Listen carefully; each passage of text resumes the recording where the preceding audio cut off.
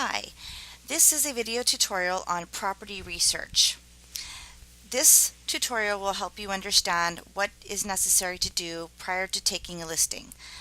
Let's say, for example, you get a call and someone wants you to list their home and you don't really know the area or you've never seen the home before. There is a process that you would like to go through to basically determine what's going on with the property, if there's any problems with the property. Maybe you might want to go in there with a better educated position about the property. I'm going to tell you all of the different places that you would go to get information about a property so that you are well informed when you go and meet with your client about listing a home for sale. So starting with Matrix. By now you probably already have a good grasp of Matrix and understand how to do searches and things like that. The first place that we're really going to go into though is the Real List section of Matrix. So I'm going to click on Real List, and that should take us to the Real List section of Matrix. I probably said that already, but just waiting for it to come up on the screen. Okay, so here we are in Real List, and let's just say, for example, all we have to go by is an address or maybe even a property owner's name. But let's just go, for example, we're going to use 69 Niuiki Circle as our sample property here that we're going to just pull up. So I just put in 69 Niuiki. Notice that I didn't put in place, circle, or street. The reason why is because it might be different ways of spelling things through the system. It might be in there as STREET, or it might be in there as ST period. Because we don't know how it is in the system, it's better to just leave it off and find everything that matches 69 Niuiki. So I'll just hit the search button. And now I'm pulling up all of the property detail for this property. This is the public record for 69 Niuiki Circle. And as you can see here, it kind of gives you an idea of bedrooms, baths, square footage, the MLS sale price. A lot of information can be found simply from the Real List public record.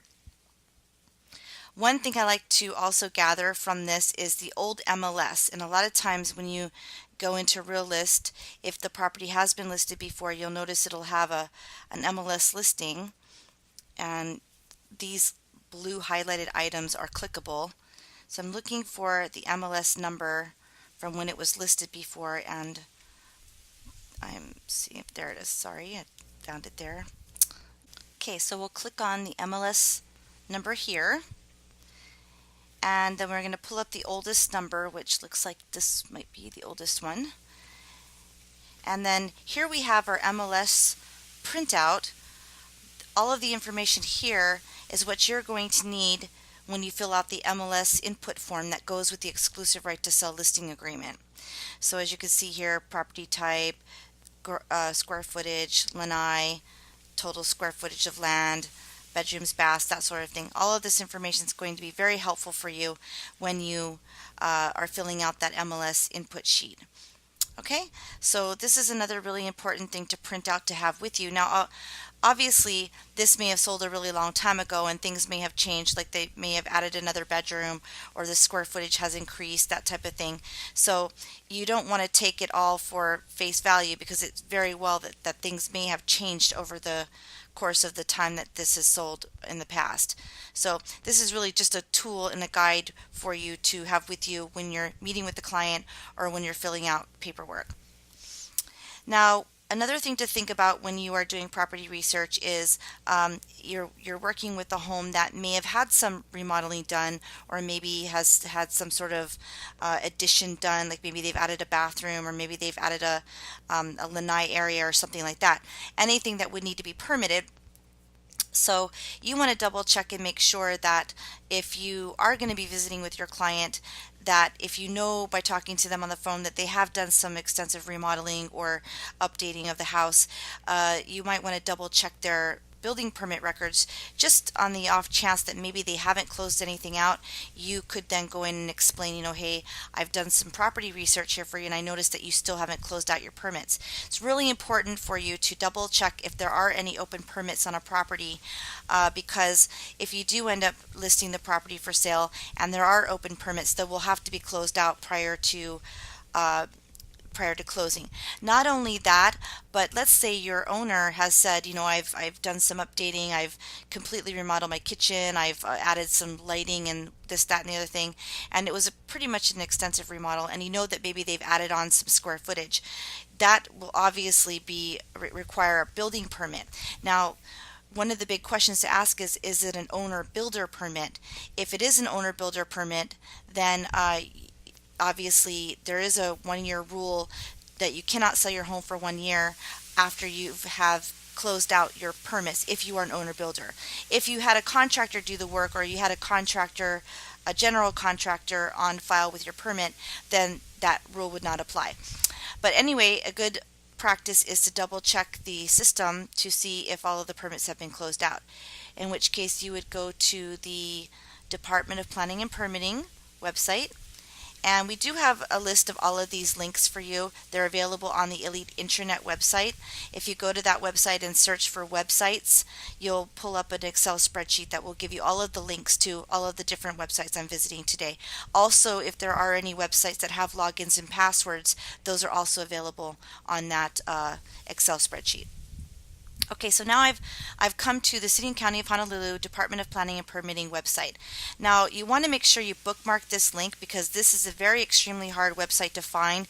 If you're trying to navigate through the DPP website, it is very difficult to locate the building permit search page. So if you do end up finding this, make sure you bookmark it right away so you don't have trouble locating it in the future.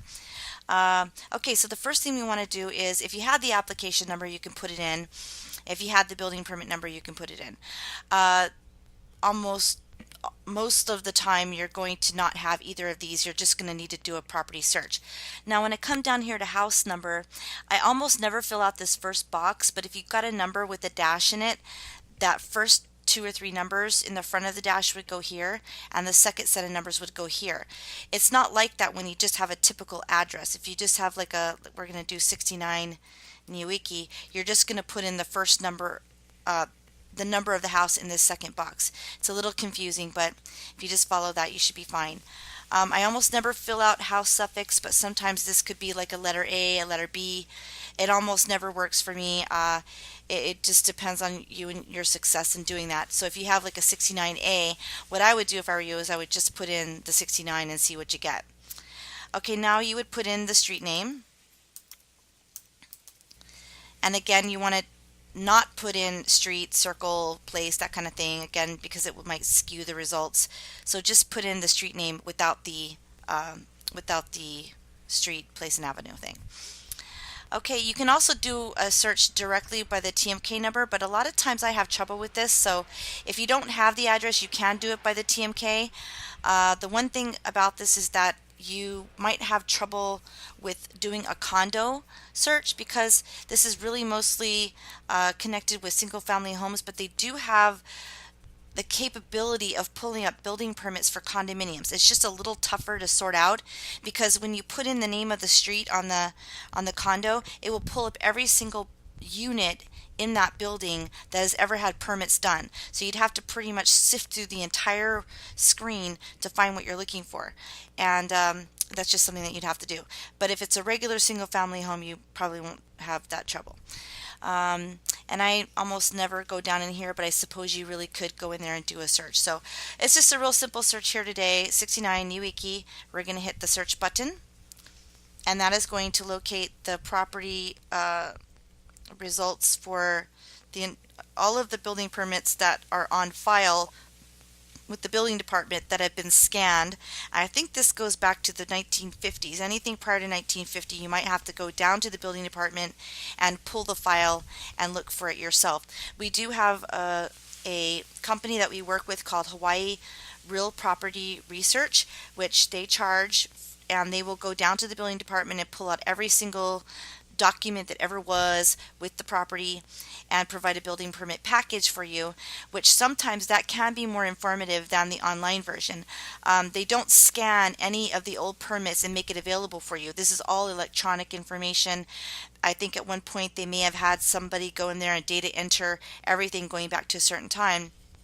And again, I don't really recall when how far back this goes with regard to the online version. But if you thought there was a permit done back in the 60s or the 50s, and you weren't sure because it only went back to the 70s by looking at this, you would have to go down to the building department and pull the file and see if there was anything in there prior to that or hire that service. Okay, so now that I've pulled up 69 Niuiki Circle, and I'm looking at all of the different permits that have happened on this property.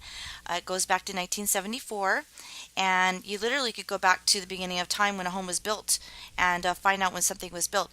Also, if a home was rebuilt, it will show in chronological order the building of the home, the demolition of the home, and then a new build. You should be able to go back and find that out doing this. Now, if you're going to be representing a seller, basically what you're looking at here is the most recent permits. And in this column here, where it says status, you're looking for anything that says something in process. I forget what it says exactly, but it'll say something like inspections in process, something like that. If you see permit application closed, then that for sure is a closed permit and nothing to worry about. And then of course, if you wanted to find out what exactly it was, it will have some information over here on the side. But if you wanted to open it up and get more details, you would click on the little pencil over here, and that would open up that particular permit. It will show you the permit number, the application number, job number, a little description of what is actually being permitted, which is very helpful sometimes, and also the cost of the work, and it will give you the type of work. So if it was an addition, an alteration, if it included electrical or plumbing work, that type of thing, and sewer information. Now, if you go up to the top, and let's just say you weren't sure who a contractor was, or maybe even an architect, they have these little tabs up here at the top. If you click on applicant contractors, you can find out if someone actually did it themselves, if they were an owner builder, or if they actually had a general contractor. If they had a general contractor, the name here would be completely different from your owner name. Your owner probably would be the one which is the name on file, and also the applicant possibly. Plan maker is usually the architect, someone who's developing the plans for the remodel or whatever. If all of the names here are your owner and they are not a licensed contractor, it is very likely that they got an owner builder permit, in which case you want to pay attention to when the permit closed out. So let's say it's January 1, and your client closed out this permit September of last year. That's not quite a year, so now they have to wait another 6 months or so until after that permit is closed out before they can actually sell. You could theoretically bring it on the market and do all your marketing and whatnot and try to bring in buyers, but nobody would be able to close on it until that time frame had passed. You can, however, get a buyer to buy it as is and understand and sign off on the fact that it was an owner builder permit, and they take on the liability and so forth. But really, it's a law that is in place with the state of Hawaii with regard to an owner selling a property after a permit is closed. So although the buyer may be taking on the responsibility, unless you have really good documentation, that buyer could come back and sue the seller later for not complying with the law. Not only that, but let's say, for example, the seller didn't complete something to code or something like that, and somewhere down the line something bad happens. The buyer can come back to the seller and say that you sold this to me before it had completed that 1-year time frame. There is more information about that 1-year rule online that you can look up that will give you all of the details about that. But anyway, this is pretty much how you would navigate through the building permit information. Another really important tool, if you did have something like inspections in process, you can click on that little pencil and go into inspections here, and then this would tell you what's outstanding. If the building code inspection was not completed, you would see something like in process or ongoing, or visited the property with no they weren't able to reach the owner type of a thing. This is when the building inspectors come to your house and want to inspect. You've got the contractor who does their work. They end up talking to the building department and give them the thumbs up that it's time to come out and do their building inspection. So if the contractor has completed their portion and you still see that this permit is open, the best thing to do would be to contact that contractor and say, hey, you need to get down to the building department and talk to the inspectors to close this thing out. And usually when you do that, they get right on it, and it gets done. But sometimes I find that somebody has lived in a home for a long period of time, that they had done some sort of updating in the past, and it never the permits were never closed out. Like, it could have been a whole year had gone by and nobody ever double checked to see the permits had been closed out. And then the fear of that is, let's say the contractors have all gone away, the electrical people who did the work are all gone, the company's no longer in place anymore. You're going to be scrambling to close out this permit, and you won't have those people around anymore to close it out for you. Not to mention, if they're not around anymore, the chances of the building department saying, well, you're going to have to get a new person to go on to the permit. You might need to find a new electrical inspector to come in and sign on. Anyway, there's so much more to talk about with the building permit, but the main premise of this is to just kind of get you to understand that you need to double check building permits to see if there are anything open, so that you can address this with your client, so that you can get it all handled and remedied before you even go on the market. Because the worst thing is going on the market and having these open permits, and then having restless buyers not wanting to buy something that hasn't been permitted. So you want to make sure that you can say everything's been permitted. So this is the place that you would go to double check on all those permits. Okay, so another important place to go to double check information would be the city and county website to get proper measurements for the home. You might pull up something on Realist and see the square footage, and maybe it doesn't match other records that you might have. Sometimes by going with the city and county records is a good idea. So what I will do, if I don't have any kind of plans, I will go directly to the city and county website, which I just did by clicking on that link. And I'm here on the city and county website property search screen. I put in the address of the property, and I put in the address, the Niuiki, and again, we don't put circle, street, or place, and we hit the search button. That will pull up the owner information and a linkable line here. We just click on that, and that will take us to the record. Now that we're in the record, there's a bunch of things that we can do. We can actually go and look at the taxes to see if they're up to date on their taxes. We can go and look at the residential property information, sales history, a lot of other things that we can find through Realist. But the one thing that you can't find in Realist that you can find here is a sketch of the home. And I like this because it kind of gives you a floor plan. It gives you a nice good picture of how the floor plan is laid out. It's obviously not the best floor plan, but at least it gives you the dimensions of the property. So like, for example, the big A here is the main area. It's 2,430 square feet. Then you have B, which is the garage area. A lot of time you're not really sure what the garage square footage is, so this is a good place to go to get that. Now if I look here where it says C, this tells me that it's probably a lanai, and if you read the words here, it says porch, sealed, shed, roof. The sealed and roof kind of give me the idea that it's a covered area, and that would indicate that it's a lanai. So if you haven't seen the property before, this would help you with understanding that. Obviously, if you're at the property, you know what's covered, you know where the lanais are. This would make this would make more sense to you after seeing the house. But if you haven't seen it, this gives you a little bit of an idea of what that would be. Okay, so you would just take all this information and jot it down or print this out and have it with you for when you're filling out the MLS sheet. So this would be something that you would need to have with you when you fill out your MLS sheet. Okay, so another thing to think about when you are doing your property research is to if you could try to get it, is a title report. And I'm going to be doing another video tutorial on a complete title report so that you can kind of understand how to read that.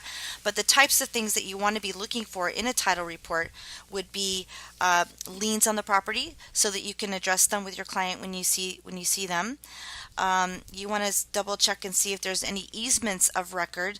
So let's say, for example, there's like electrical easement, or maybe there's a Board of Water Supply easement, any kind of drainage easements, things like that, so that this would be something that you want to find out about so that you can report this as a disclosure in your MLS when you put this into the MLS system. Other things to look at in a title report are the mortgage. Another place to look for the mortgage too is if we go back to our real list, you scroll down to the end of the page here, it will show you the mortgage, the last mortgage that is on file. So for example, we got mortgage history here, and you've got the date, the mortgage, the bank, and then you have the mortgage documents. If you had to go to that for anything, this is a linkable document. Then it goes back in time to all the other previous mortgages. I don't know if that would be helpful for you in this case, because you're not, these probably are the people that had it before. You just want to deal with who owns it now. So according to this, the last mortgage on file was $1,240,000. So this is a really good thing to be looking at, that although it recorded in 2012 and we're in 2014, it might be slightly less, like it could be in the 900 range. But if you're looking to price this at $1 million, let's say the market went down and you're at almost $1 million in mortgage, and you've got a list price of, you got a mortgage of around 900,000 and you're doing a list price of somewhere around 9 to 1 million, you've got a really tight margin there for real estate fees, closing costs, things like that. You might want to see where your client is with that. So anyway, this is a really important factor to look at, especially when you're doing any kind of closing cost estimate, or what do they call that, an estimated statement for your client to see what their net proceeds would be.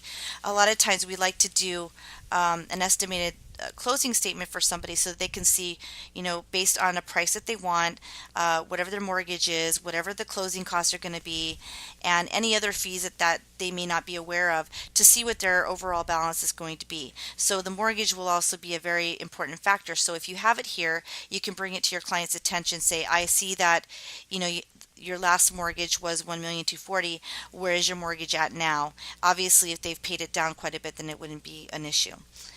Let's see. Another thing that you will want to do is, obviously, you're doing your research, you're going to do a quick CMA, in which case you would go back to your matrix program and you would simply do a CMA. And I'll do one real quick here for you. We will have another class on how to do a CMA, but basically I'm going to do it really quick here. You want to go back 6 months, because this is how far back an appraiser is going to go when they're doing their appraisal of a property. So you kind of want to stick with that philosophy there. We're going to check off active continue to show, pendings, and solds. You could go back and do these other things, but they might just you might want to do it separately. I think that when you're doing a CMA, that these are probably the most important figures, and these might kind of take you away from the big picture. So I would just simply go these items right here, active, pending, and solds. And this automatically goes back 6 months. And we're only going to do single family. Now, Niuiki Circle is its own neighborhood. So we just put a Niuiki Circle in the neighborhood here. And that would be Niu Beach. And so my property is located in Niu Beach, and it's kind of a small neighborhood. So if I don't get a lot of results, I may want to include Wailupi Beach or maybe another neighborhood. So let's just start off this for now. It looks like we have 2 matches, so we might want to go ahead and include Wailupi. Oops. Wailupi Beach. Wailupi area. So a very small neighborhood. Again, if you have a small number of matches, you might want to go into different neighborhoods. Okay, so once you put that in there, you can hit the results button. and that will bring up your comparables. And I usually like to print a CMA, a standard CMA. You could do a very comprehensive CMA. I like to do this one because it's very simple and easy to understand. So now that you're on the print screen, you're going to want to go down here to comparative market analysis. And this will set up that document to be a nice clean sheet that's easy to read. And you want to print to PDF. And then that CMA will be really nice and neat and orderly with your picture and all your information up here that you could include in your listing packet. So the first section here talks about all the active information. If there was anything in pending or contingency, it would be between active and solds. But the sold information is important because you're going to want to show the sold information to your client.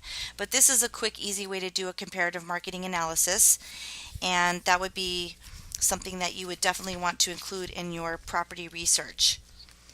And I think it pretty much covered most of the things. The only last thing I'd like to cover is real quick is if you're dealing with the condominium, there is another link that you could go to find out information for condos, and it's called the Hawaii State Condo Guide. And if you click on that link and go to Oahu,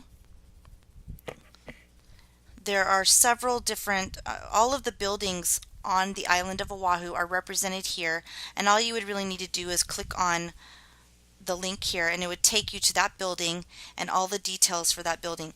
The condo MLS profile sheet is very different from the single family home one, and it requires different information, so this might be a very good place for you to go. Not only that, but it also in some cases will provide floor plans. This one obviously doesn't, but some of them do. At one point, I think that this company had gone through all of the condominium books and scanned all of the floor plans. And you could also go to tax maps here, that sort of thing. Okay, the last item on the list that you would want to go to get some property information would be looking up the tax map, the plat map for this property. Again, as I mentioned, we have a document on the Elite Internet site that you could go and find out all of the links to most of the things I've gone on today. One of them is the plat map website. So if you click on that link, that will take you to, I don't know if this will happen on your screen, but I'm on a Mac and it asks me to log in. You just log in as a guest. If you're on a PC, it'll look a little different. But basically what you want to do is open up the tax map information, tax map file folder, and then you'll see all the different zones. So now what you want to do is you want to go look at your TMK number and look up the plat map for this. So if I were to go back to my matrix realist, my realist, and look up my tax map for this property. So my tax record is, oops, it's right down there, 137002072. Sorry, 072. That first number stands for Oahu. The 3 is the zone. Then you have 7, which is the section, and then this would be the plat, and this would be the parcel. So going back to your tax maps, I'm not sure where I left that, sorry. Where did I lose it? Oh, here we go. Okay, so we're going to go into zone 3, and we're going to go into section 7. And it's going to give me a bunch of options. So I want to go look for 037. So the 0 would stand for, the island. And then 3 is the zone. And then the next number is the section. And then we want the plat. So we want 37 plat 2. So here we go, 37 plat 2. We double click on that. Okay, so here is the plat map. If you look down at the bottom here, bottom right hand corner, it'll say zone 3 section 7 plat 2. Now what you want to do is find the parcel. The parcel number in this case is 72. So then we go and we look for number 72, and if you all remember from real estate school, it's the double underline 72. So where is that? 71, 72. Okay, here we are. So we've got, this is the parcel right here that we're dealing with. It's really important to see where you're located within a block so that you can see where you are in relation to maybe the ocean, in relation to other properties. Maybe you're on a a cul-de-sac or something like that. This kind of gives you an idea of where the property is located in relation to all the other homes in that neighborhood. So this is another really good tool to looking up property information. Also, if you look here, it'll tell you how many square feet it is. Blow that up a little bit. It'll tell you how many square feet of land it is. Sometimes it's important too, like if you're looking for linear golf course square footage or ocean square footage, you'll see the linear square foot here.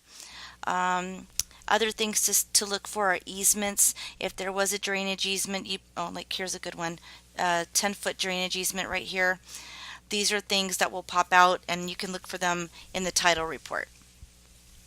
So this is a good tool, and hope that you use this. I'm sure it will benefit you. And that concludes our class today on property research.